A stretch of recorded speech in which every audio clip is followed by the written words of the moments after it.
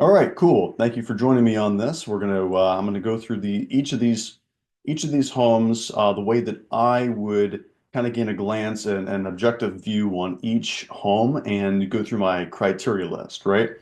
So first thing I'm looking for, honestly, in the agent room. So I'm looking for bed and bath, right? So on 501 Four Mile Avenue in Richmond, Kentucky. I'm like, okay, so it's three bed, two bath. The year built's not specifically listed here. Actually, you can go to the Q Public for that particular, but I've gone ahead and done that for you already. 1988 build, right? So, all right, so it's a 1988 build, not a 1978 build, so we don't have to necessarily worry about asbestos being in the home for from an insulation standpoint. It has it has a total square footage of 924 feet of finished area, 924 square feet of a 9,082 square foot lot. What are the agent remarks? Gutters to be installed in the next couple of weeks, waiting on contractor, verify all aspects of the property, available warranties. Will pass to buyers. Durable, three bed. It says two bath or one and a half. They just have it listed as two baths. So it's it's a one and a half bath. Several updates. Okay, so cool. New HVAC, roof, right? So this meets another criteria, roof, water heater, plumbing, electrical and fixtures, updated kitchen, perfect for cooking, entertaining, living area, open and welcome, displayed utility mudroom, uh, large yard, gardening, don't miss an opportunity. Okay, so this looks like it's probably been so let's take a look at the photos. This is probably it sounds like it's been a fix and flip, honestly, or it has been previously a rental property. So pictures of the inside looks pretty solid. You can tell by some of the fixtures in there. Like this is something that when people get in, they have an investment property or it's a fix and flip, they'll swap out all of the 90s fixtures with updated, modernized. I mean, this looks like it's probably been modernized in the last few years, right? So let's see. Yeah. New carpet, um, new hardwares. You can see like doorknobs. You can see new countertops in there, like you would see in a brand spanking new house. So for 1988 home, it's got LVP. If you're not familiar with LVP, luxury vinyl planks, or basically fake wood. They're slotted and they fit together. I have that in my house. It's really nice. It's really hard to damage too. Waterproof. In this room, we've got carpeting, again, new fixtures in the one of the bathrooms off of the bedroom. So presumably, without seeing the layout plan, if it has a bathroom attached to a bedroom, that's probably the master bedroom. It looks like it's a half bath. Generally, if you're gonna have a half bath in a house like this, it's probably going to be in the master bedroom. Theoretically, you would have a full bath for community use and in the master bedroom, but this house is kind of designed in a certain way with a certain time period in mind, certain size. It's got a really nice. It looks like from here, it looks like butcher's block. That's interesting because I have butcher's block in my house too. It's it was a design preference. I just like the way it looks in my kitchen, and I just yeah, it's really nice. So butcher's block is there.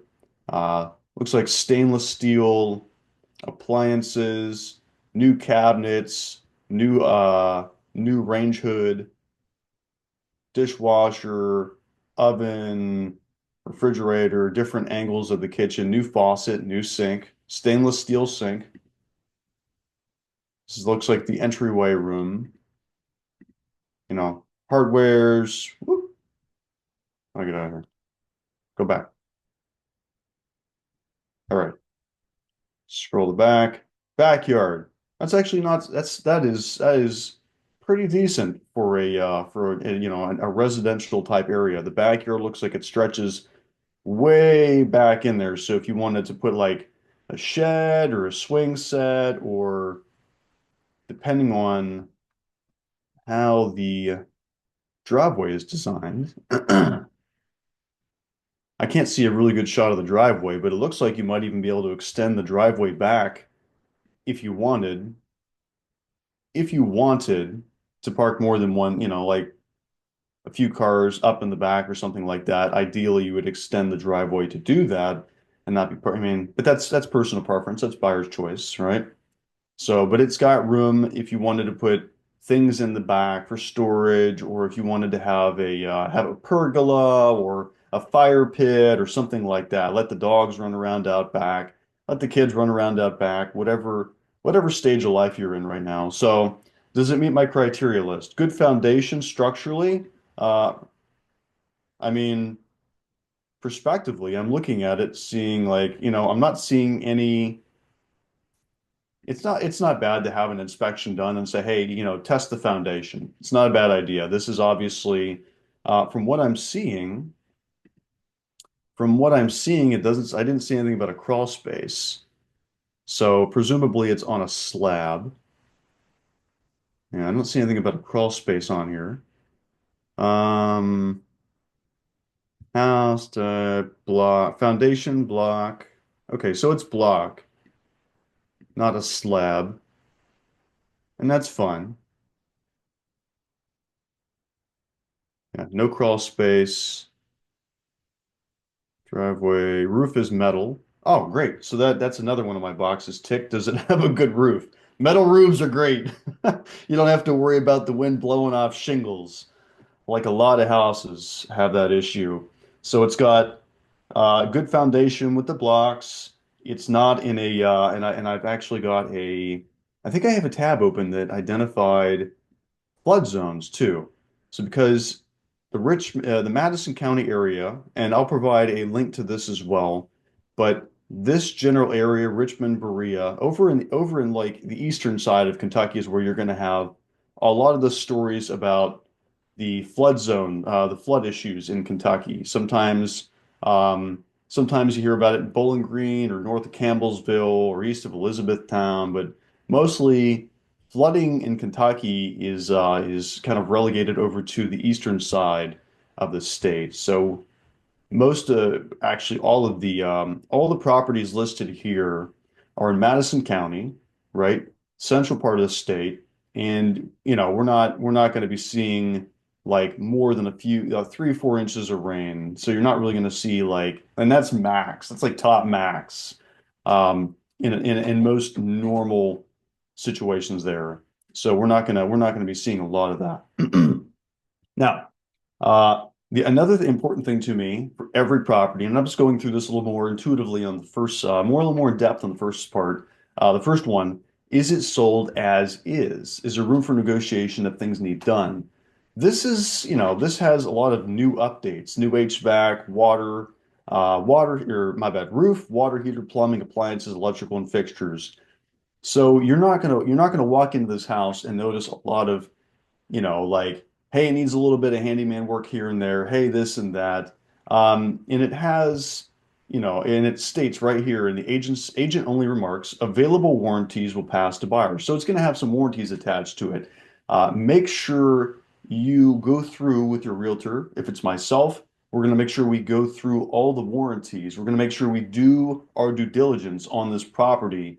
And I will advise you and you know, around what needs to be looked at, right? There's a lot of facets with, you know, with your first home or buying a property.